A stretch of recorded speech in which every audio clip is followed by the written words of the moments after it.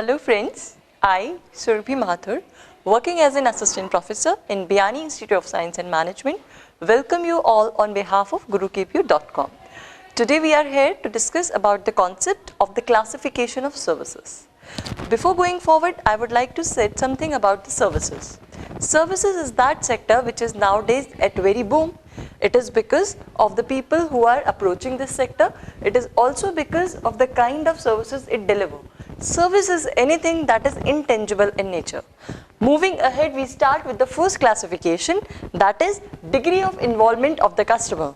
We classify the services on the various parameters. So degree of involvement here means how much customer need to involve in services. Definitely when as a customer I need to avail any service, I need to get involved in that, but again that has a different parameters. Now first is that people processing. It is such type of services where the customer need to highly involved. They need to be physically present when they avail the service. For example, if I need to learn anything, I need to go to school or college. So for such type of example are people processing, where I need to be physically present to get that service. Second is possession. Now possession processing is like where the customer need not to be present, but he or she has to submit a property to the service provider so that person can deliver the service. If I need to get my car serviced, definitely I need to leave that car with the mechanic to get it washed and clean or to change the oil, gears, etc. That is the example for the possession processing. Next is mental stimulus. Now the name itself suggests here the service is directed at the mind of the customer. So the total focus of service provider is on the attention, what the customer is thinking. If I need to undergo any counseling, so definitely that counselor need to be directed towards my mind to develop a right attitude for the future in respect of any decisions. Next category is service tangibility. Now that is the very important technique that differentiate a service from any physical product. That again has four components. First is highly tangible. That is any product that we can touch. Example, any groceries item, soap or anything that does not have any service element.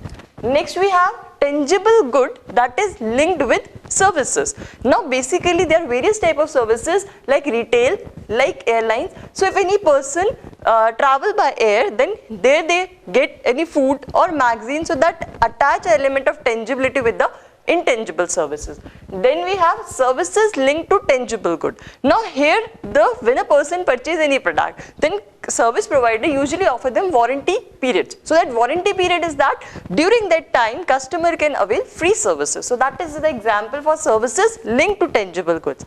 Last we have highly intangible. Now highly intangible means again that the services that does not have any physical product, that does not have any tangible element. Like if I undergo any spa in beauty salon or if I undergo any massage, so and under that I only felt a very good experience. In return, I did not get anything. Then we have skills and expertise. This is another category for the classification of services. There are two types of services like professional and non-professional. Now professional services from the name itself suggests that basically need some formal training for the service provider to give. Like we have doctors, we have chartered accountants, we have professional lawyers. So these people are undergo any professional training if they need to provide the services. Then we have non-professional. Now these are such type of services where the service provider need not to have any formal training. For example, babysitting or dry cleaning services, these people does not need to undergo any formal training if they need to deliver services. Next category we have business orientation. Here business orientation means the purpose for which service provider is doing the business. Definitely behind every business there is a certain objective, there is a certain motto. Some are running for the profit, some are not. So on that basis we have classified for not-for-profit and commercial.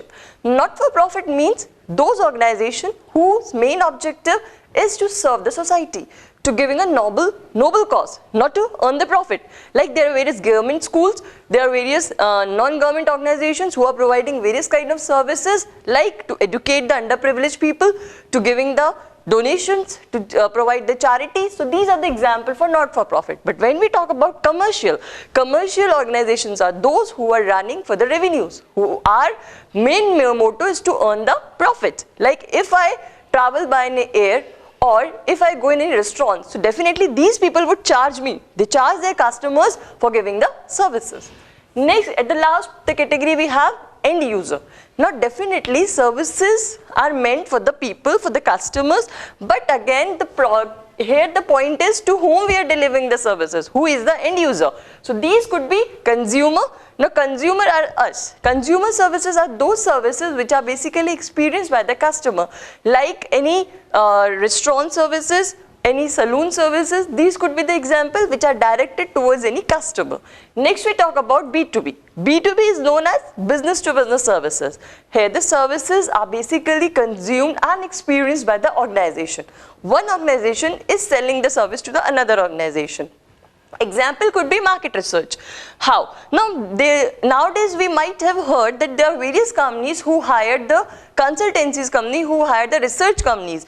On those behalf, these research company will do a market research for them to identify the market surveys, to identify the needs of the customer. So these could be the example for business to business services, where the services are directed towards the organization.